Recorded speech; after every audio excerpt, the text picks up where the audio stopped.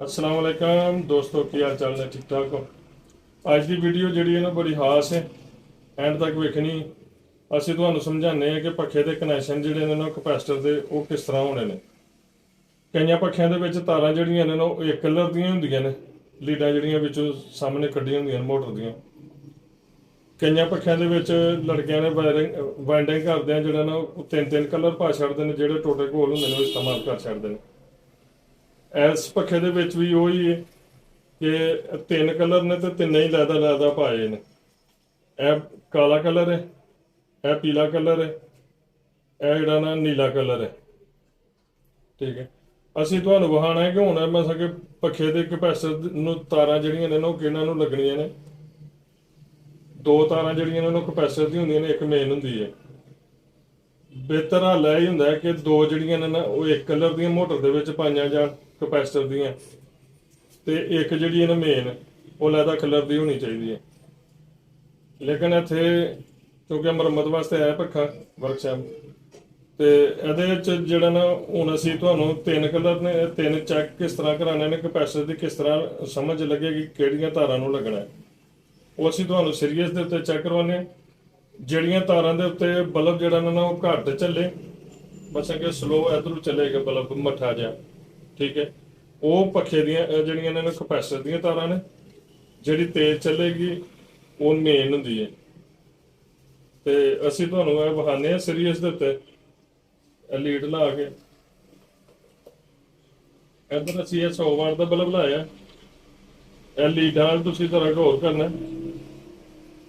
ਸਭ ਤੋਂ ਪਹਿਲੇ ਇਹ ਪੀਲੀ ਤੇ ਇਹ ਨੀਲੀ ਤਾਰ ਐਸੀ ਜੁਆਇੰਟ ਕੀਤੀ ਹੈ। ਬਲਬ ਜਿਹੜਾ ਨਾ ਧੀਮਾ ਬਲਿਆ, ਮੱਠਾ ਬਲਿਆ, ਠੀਕ ਹੈ। ਇਹ ਤੁਸੀਂ ਚੈੱਕ ਕਰ ਸਕਦੇ ਹੋ ਬਲਬ। ਇਸ ਤੋਂ ਇਲਾਵਾ ਅੱਗੇ ਦੂਸਰੀ ਤਾਰ ਤੁਹਾਨੂੰ ਅਸੀਂ ਇਹ ਚੈੱਕ ਕਰਵਾਉਂਦੇ ਹਾਂ। ਇਹ ਪੀਲੀ, ਇਹ ਕਾਲੀ, ਇਹ ਤੇਜ਼ ਚੱਲਦਾ ਪਿਆ।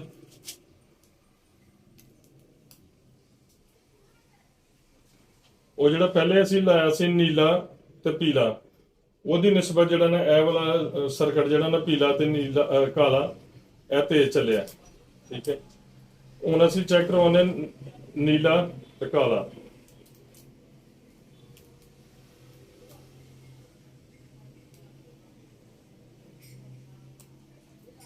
ਦੋਸਤੋ ਇਹ ਜਿਹੜੇ ਨਾ ਸਰਕਟ ਪੀਲਾ ਤੇ ਨੀਲਾ, ਇਹ ਚੂੰਕਿ ਮੱਠਾ ਚੱਲਦਾ ਪਿਆ ਬਲਬ ਦੇ ਉੱਤੇ, ਸੀਰੀਅਸ ਸਰਕਟ ਦੇ ਉੱਤੇ ਕੋਇਲ ਤੇ ਇਹਦਾ ਜਿਹੜਾ ਨਾ ਡਬਲ ਕੋਇਲ ਸਰਕਟ ਮੇਨ ਹੁੰਦੀ ਹੈ, ਠੀਕ ਹੈ। ਤੇ ਇਹ ਕਪੈਸਿਟਰ ਦੀਆਂ ਤਾਰਾਂ ਹੋਣਗੀਆਂ, ਠੀਕ ਹੈ। ਤੇ ਇਹ ਜਿਹੜੀਆਂ ਨੇ ਇਹ ਤੇਜ਼ ਚੱਲਦੀਆਂ ਨੇ, ਇਹ ਦੋਏ।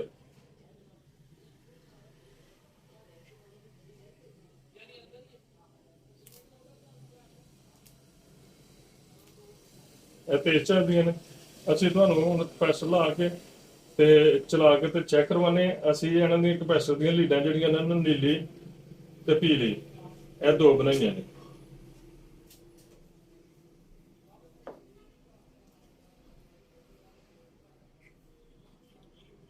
ਇੱਕ ਸਾਈਡ ਤੇ ਪੀਲੀ ਲਾ ਦਿੱਤੀ ਹੈ, ਇੱਕ ਸਾਈਡ ਦੇ ਉੱਤੇ ਇਹ ਨੀਲੀ ਤਾਰ ਜਿਹੜੀ ਨੇ ਕਪੈਸਿਟਰ ਨੂੰ ਉਹ ਲਾ ਦਿੱਤੀ ਹੈ।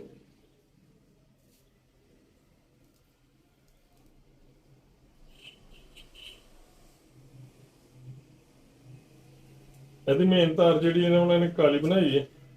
ਅਸੀਂ ਹੁਣ ਸਪਲਾਈ ਲਾਉਂਦੇ ਹਾਂ ਇਹਦੇ ਨਾਲ ਤੇ ਤੁਹਾਨੂੰ ਚੈੱਕ ਕਰਵਾਉਂਦੇ ਹਾਂ ਪੱਕਾ।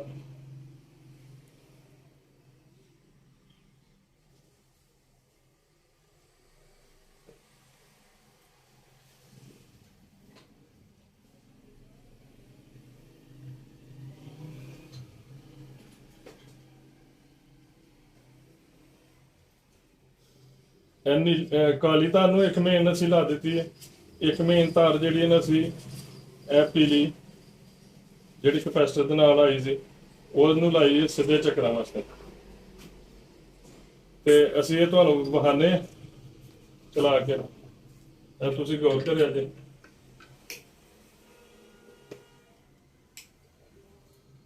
ਜੀ ਤਾਂ ਦੋਸਤੋ ਇਹ ਕਪੈਸਿਟਰ ਲਾਉਣ ਦਾ ਸਹੀ ਤਰੀਕਾ ਇਹ ਹੈ ਕਿ ਤੁਸੀਂ ਚੈੱਕ ਕਰਕੇ ਤੇ ਫੇਰ ਲਾਓ।